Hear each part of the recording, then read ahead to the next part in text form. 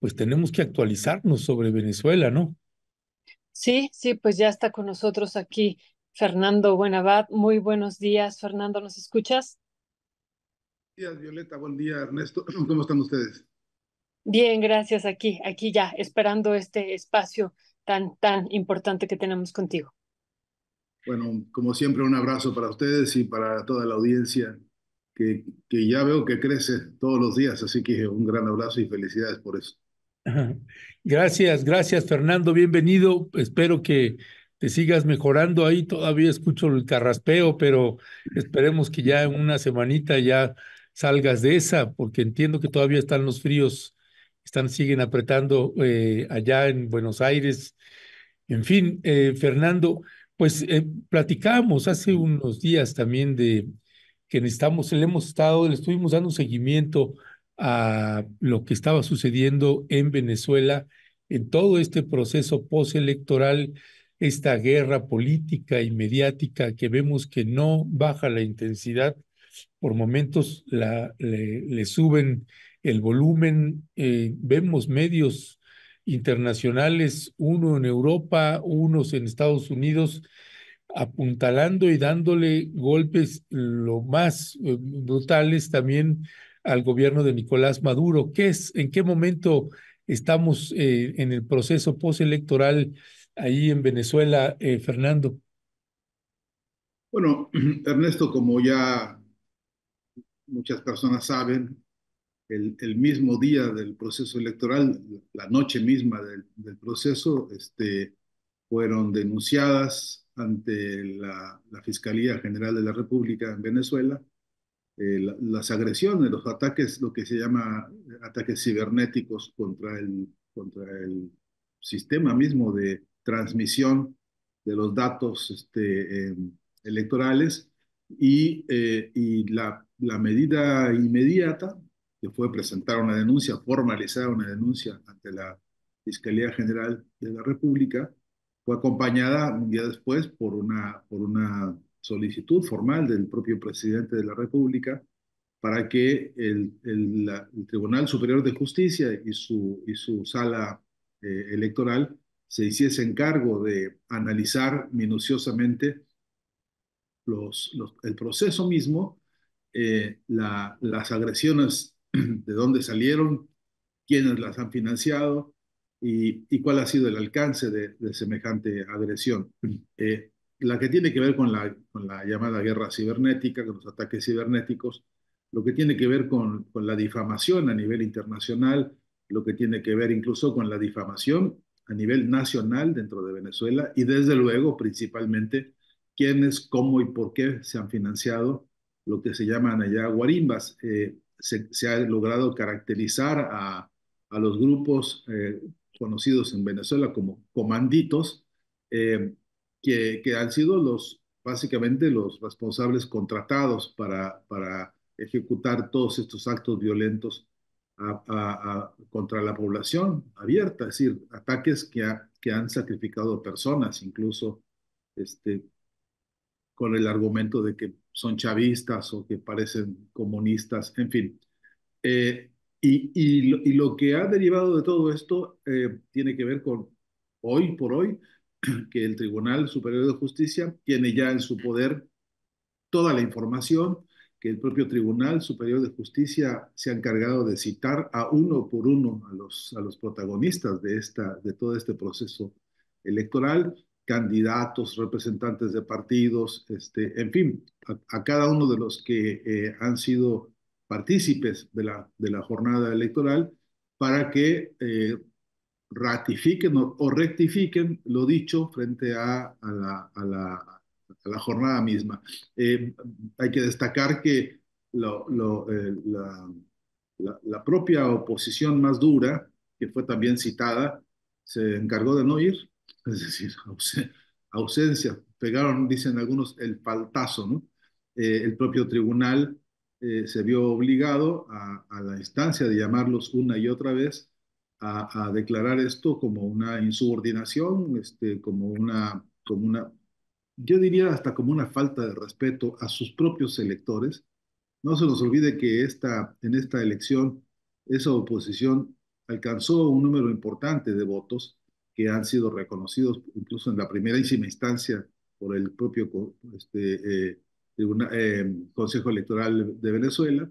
Y yo puedo imaginarme que esos votantes deben estar hoy entre decepcionados y muy enojados porque sus representantes no han acudido ante el máximo tribunal de la nación para explicar lo que ellos habían estado diciendo hace tiempo, que había un fraude y, en fin, todas las acusaciones que ellos habían venido presentando. A la hora de la verdad, a la hora de ir ante las autoridades supremas, decidieron no asistir.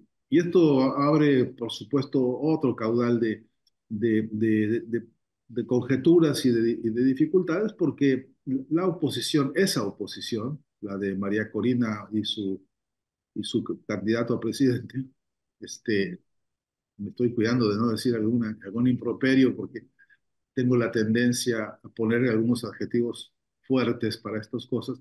En principio porque eh, por la poca civilidad, por la poca contextura política de estos personajes para sostener sus acusaciones, para si tienen algo que dirimir o que protestar, o, en fin, lo hagan en un marco democrático y sean capaces de poner la cara, y en fin, lo cual no ha ocurrido. Al día de ayer, por la mañana, el propio presidente de la Cámara de Diputados, Jorge Rodríguez, hacía una pregunta tomando el micrófono de la propia asamblea. Preguntaba él, ¿ustedes ya se dieron cuenta que dejaron de exigir la presentación de las actas?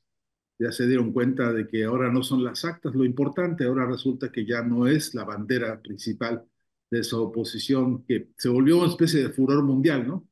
Muestren las actas, saquen las actas, presenten. Pues ahora que están todas las actas reunidas, que las tiene en su poder el Tribunal Superior de Justicia y su sala electoral, que se están revisando punto por punto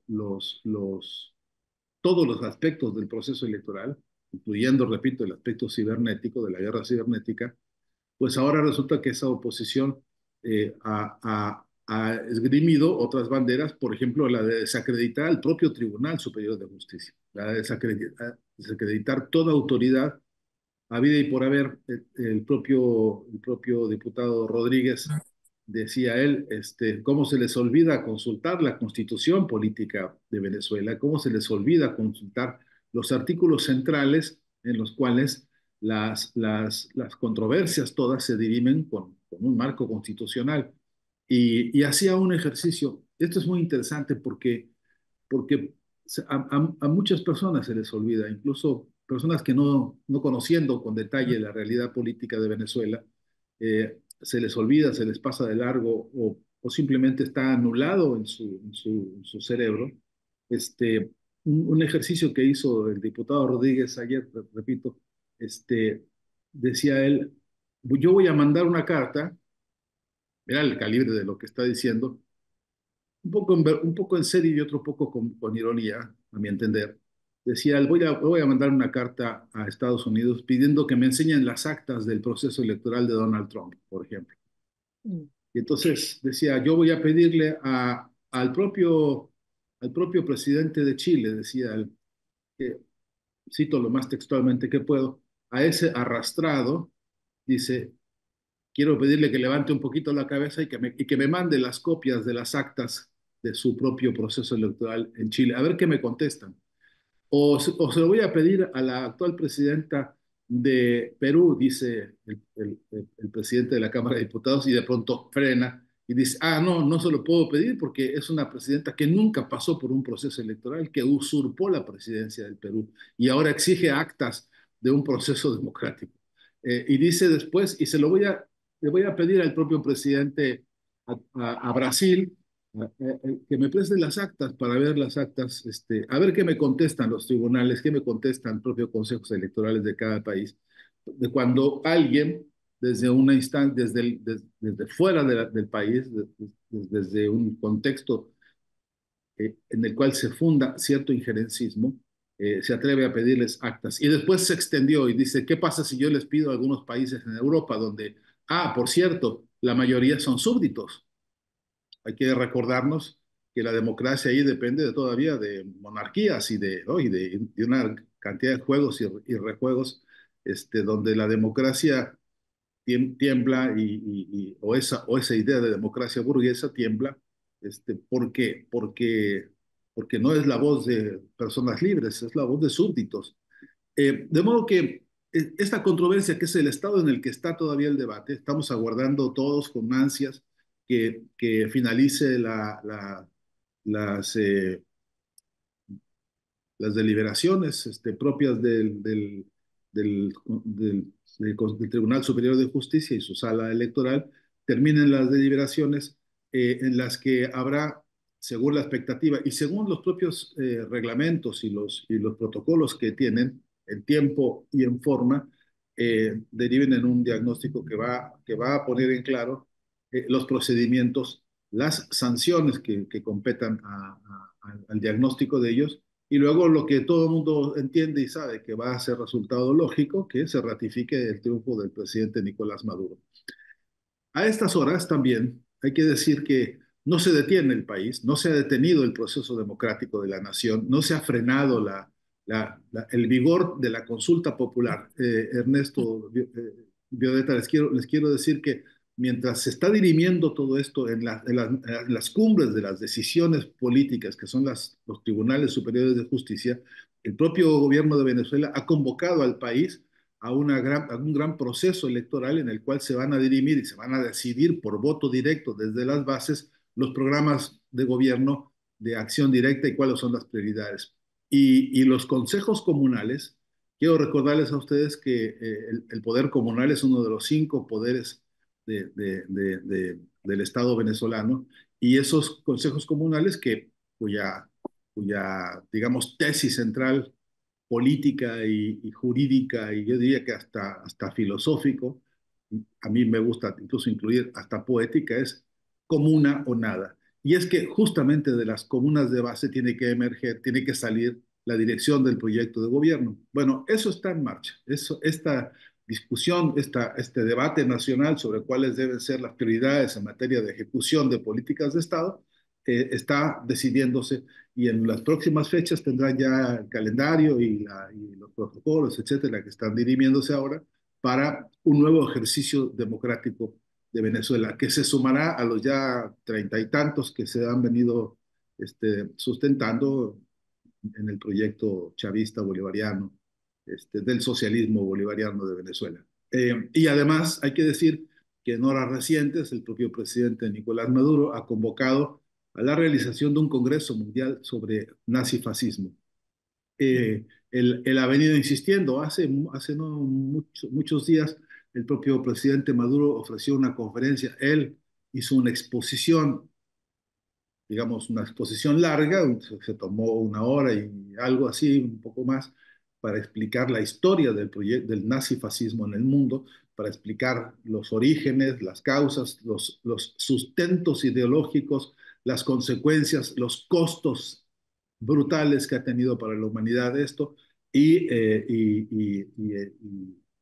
y el resumen de cómo la experiencia de los años, digamos, más crudos y duros del nazifascismo en Europa, ¿qué quedó de eso? Y cómo eso sobrevive y cómo se ha metabolizado y metamorfoseado, acéptenme ustedes estos 2 terminajos, y cómo sigue vivo. En alguna frase que yo recuerdo siempre por lo irónica que dice, es que el nazifascismo no murió, nada más se cambió a vivir a Hollywood.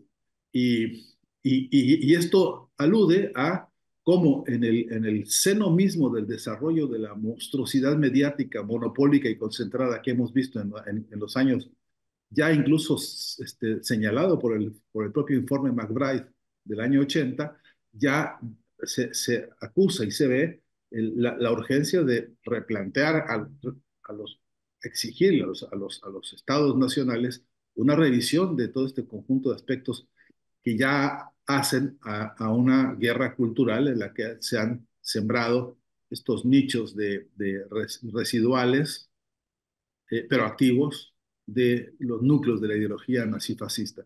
Y entonces un congreso así que plantea incluso cómo se ha renovado, cómo se ha actualizado, cómo es que sobrevive y dónde se expresa, convocado por un gobernante como Nicolás Maduro, en un contexto como lo que se está viviendo en Venezuela y en un paisaje como el que estamos viendo en el mundo, porque la geopolítica es decisiva en esto. Quiero decirles a ustedes un paréntesis que es crucial. Mientras Venezuela está llamando a un Congreso Mundial para discutir el asunto del neonazifascismo, en Venezuela, en Argentina, perdón, el presidente actual sostiene que ellos son estéticamente superiores.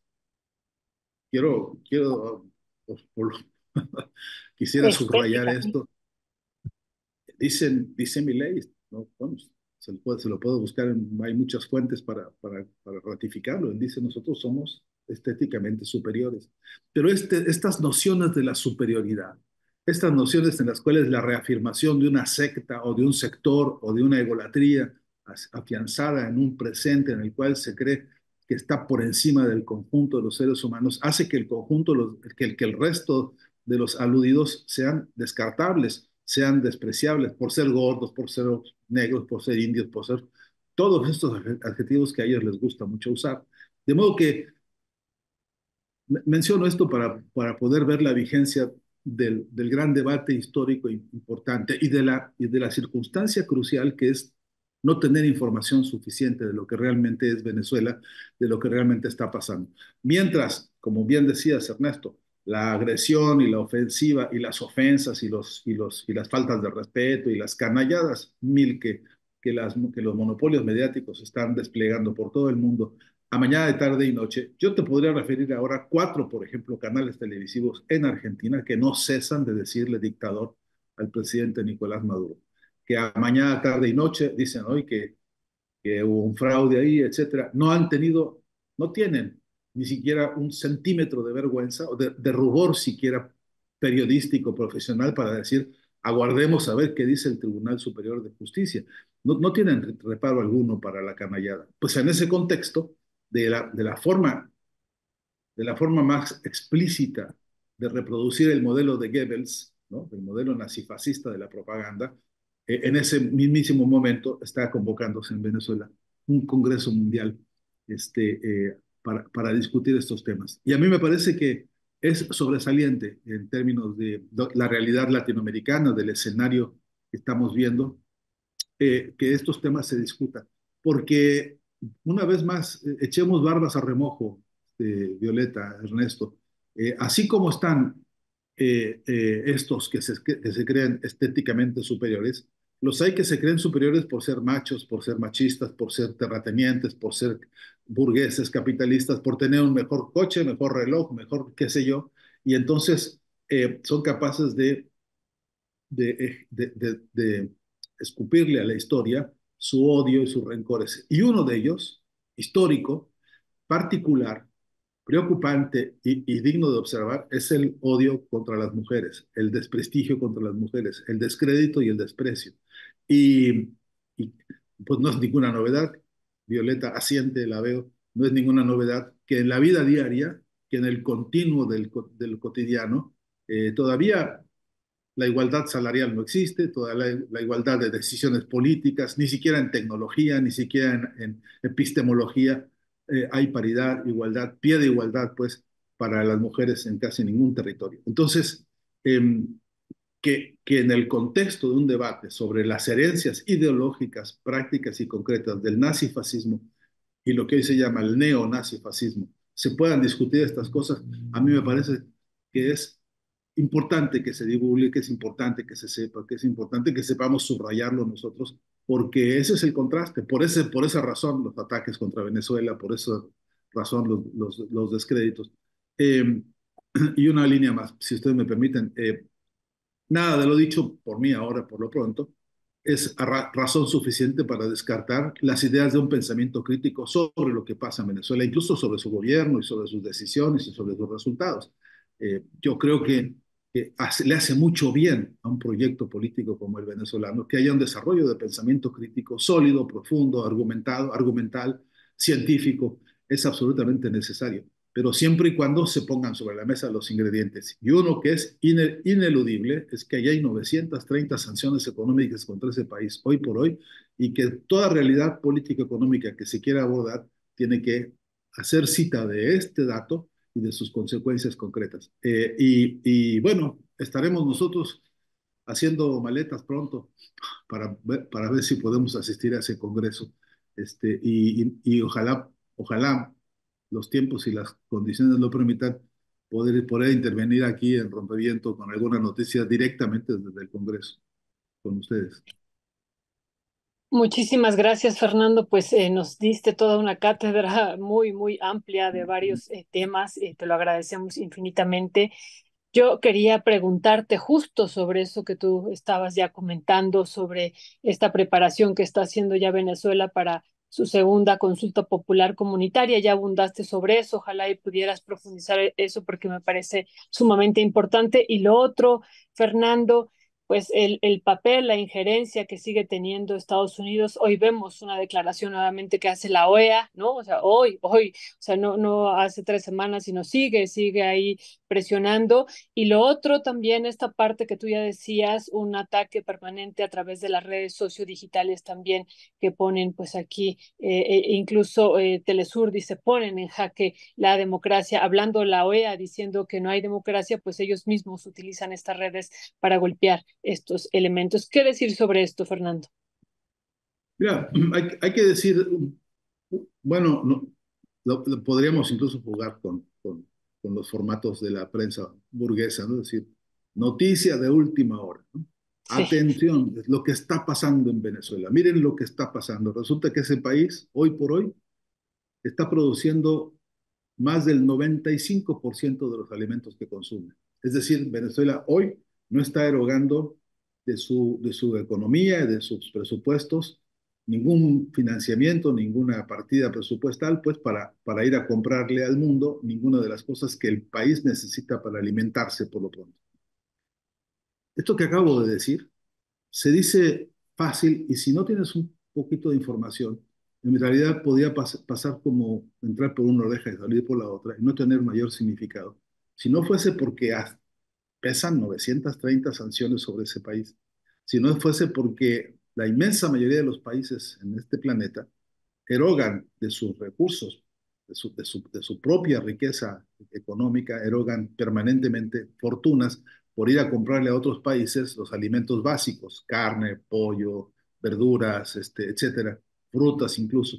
Pues resulta que Venezuela, contra todo lo que podía decirse, es un país en ese sentido autosuficiente, y que es un país que con todo y las sanciones ha logrado ser autosuficiente para, por ejemplo, mantener su capacidad de producción petrolera, que es una de las más importantes riquezas de ellos, en el sentido, pues, de recursos naturales, pero también las más grandes reservas del planeta en materia petrolera, ¿no? Pero junto con eso, otras muchas riquezas naturales que tienen, y que han sabido darles dirección y soporte, a pesar incluso de haberles incautado el oro que tenían resguardado en otros bancos, a pesar de que han sido asaltados vulgar y criminalmente en las riquezas que han tenido, porque el Guaidó fue a hacer canalla de media por el mundo. En fin, a pesar de los pesares, la noticia debería ser noticia de 8 columnas. A pesar de todos los pesares, la gente está movilizándose hoy para decidir en los consejos comunales, desde las bases, las prioridades productivas del país. ¿Y cuáles van a ser las prioridades? Por ejemplo, para sorpresa de algunos, una de las grandes prioridades que se está discutiendo es la del desarrollo educativo de la nación, la de elevar el nivel de la calidad académica en escuelas primarias, preprimarias, la asistencia. Por ejemplo, fíjate qué notición extraordinario es que en Venezuela no sea la vivienda una de las más grandes preocupaciones del país, aunque lo sea, pero es porque ese país está entregando ya más de 5 millones de casas, que son el proyecto de la misión vivienda. Está discutiéndose la orientación de la misión vivienda, está discutiéndose la orientación, por ejemplo, de los desarrollos tecnológicos nuevos, porque hay un montón de proyectos tecnológicos propios, lo que llaman tecnología vernácula, que se puede resolver, que se puede decidir con la materia prima que ellos tienen, teniendo el petróleo, y los proyectos de desarrollo, por ejemplo, agroindustrial, porque se necesita urea, urea le llaman algunos, como fertilizantes, y eso es un derivado del petróleo, y hay que redirigir la producción. Todos estos rubros, no tengo a la mano el conjunto, porque además son cientos y cientos de asambleas nacionales que están hoy discutiendo las prioridades según la región, según las urgencias, según las necesidades, como se han caracterizado en cada ámbito. Pero, por ejemplo, sé de proyectos pesqueros muy importantes porque la contribución de Venezuela en el campo de la pesca, porque tienen mares muy ricos en recursos alimenticios, sobre todo, que le aportan a la dieta básica de los venezolanos nutrientes excepcionales porque son productos sanos y ricos, pues, de la producción pesquera. Pero no solamente eso, además tienen de alta montaña un proyecto de desarrollo turístico muy importante y tienen además también en el Caribe y en todas las playas un proyecto de desarrollo turístico que está reformulándose para fortalecer los vínculos, los proyectos económicos y desde luego el proyecto fundamental que es visitar a Venezuela, conocer a Venezuela, sentir a Venezuela de cerca, hablar con Venezuela de cerca y enamorarse de esa historia, de ese pueblo que es fascinante en más de un sentido. Eh, Esto que estoy diciendo te está discutiéndose ahora porque es la nueva etapa. No, no, no es ajeno a la realidad política de Venezuela que haya habido esta cantidad de votos que se emitieron, digamos, de la oposición. No es, eh, no es un tema abandonado ni olvidado. Ese 40 y algo por ciento de votos que la oposición consiguió contiene un mensaje muy poderoso o un conjunto de mensajes muy poderosos para la realidad política de Venezuela y hoy por hoy constituye, a mi entender, la agenda del muy corto plazo, para dirimir hacia dónde hay que ir, ¿no? Y eso en un mundo que está como está, ¿no? Donde Donald Trump, por cierto, también amenaza a México ahora en materia económica y amenaza a los inmigrantes de una manera absolutamente obscena, en fin. Pero en ese contexto, eh, que tengamos voces firmes bajo todo género de ataques y que se proponga la defensa de la paz por la vía democrática, discutiendo los modelos ideológicos del capitalismo, pues para mí es una gran noticia que deberíamos saber nosotros comunicar. Ya, pues Fernando Buenabad, como siempre, un placer poder charlar contigo. Quédame más al ratito. Tendrá usted una cápsula precisamente con esta charla, con esta exposición tan valiosa que nos hizo ahorita Fernando Buenabad. Fernando, te mandamos un fuerte y fraterno abrazo, como siempre, muchas gracias y seguimos al habla, Fernando. Seguimos al habla, te mando un gran abrazo, Violeta también. Supongo que tendremos una lista larga de buenas noticias como las que hoy estamos contando. Un poquito también para despejar algunas novarrones que quizá algunas personas tengan porque nunca les ha llegado información clara sobre lo que pasa en Venezuela, pero lo que está pasando en la realidad política de la América Latina, que por cierto está llena de sorpresas y de desafíos. Así que desde Buenos Aires, un gran abrazo para ambos. Gracias, Fernando. Y después platicaremos, ya abordando esto de mi ley, será muy importante que nos platiques qué ha pasado con el Ministerio de las Mujeres, que en algún video nosotros vimos que era uno de los primeros que él tiró a la basura, así lo arrancó y lo tiró a la basura. Y aquí, Fernando, bueno, pues esta semana Claudia Sheinbaum, la futura presidenta, anuncia que se crea ya la Secretaría de las Mujeres por primera vez en la historia de este país. Ya estaremos aquí platicando y también haciendo algún comparativo con este hombre que se cree estéticamente superior, Fernando. Muchísimas gracias, un abrazo. Un abrazo grande. Un Gracias. abrazo. Hasta pronto, Fernando. Pues sí, toda la razón, Violeta. Muchos pendientes, muchos temas que abordar con Fernando Buenabad. Disculpe que por falta de tiempo luego no nos da. O sea, hay preguntas a Fernando, como Eduardo Carvajal, pregunta entonces por qué tanta gente sale de Venezuela. Entiendo que la prensa puede engañar, pero los 6 millones de venezolanos fuera dice mucho. Alicia Torres, 5 millones de viviendas que entregará cuando son 30 millones de venezolanos Ya lo quisieran muchos países, además de autosuficiencia alimentaria. Eso es maravilloso. Y sobre esas preguntas, pues hay explicaciones amplias y otras muy breves y cortitas. Y una se llama bloqueo. Venezuela, recuerde usted, como Cuba, son los dos países que tiene bloqueado el gobierno de los Estados Unidos. Ya estaremos platicando también más a detalles cuáles son las implicaciones de esos bloqueos a países como Venezuela o Cuba, Violeta. 930 dio el dato nuevamente ahorita Fernando Buenabad, sanciones económicas, Ernesto, bloqueo económico, y eso también ha impactado de manera intensa pues en estos desplazamientos que ha habido en Venezuela. Entonces sí, sí, hay que explicarlo también desde esa perspectiva y pues quién lo ha estado haciendo, también quién está detrás y cuáles son los intereses, pues también lo ha dicho Fernando Buenabad, la parte ideológica, todo el clasismo que hay hacia allá, pero también estos intereses sobre el petróleo y sobre otros pues, recursos que ya nos estaba comentando también hoy Fernando en esta amplia e interesante exposición, Ernesto.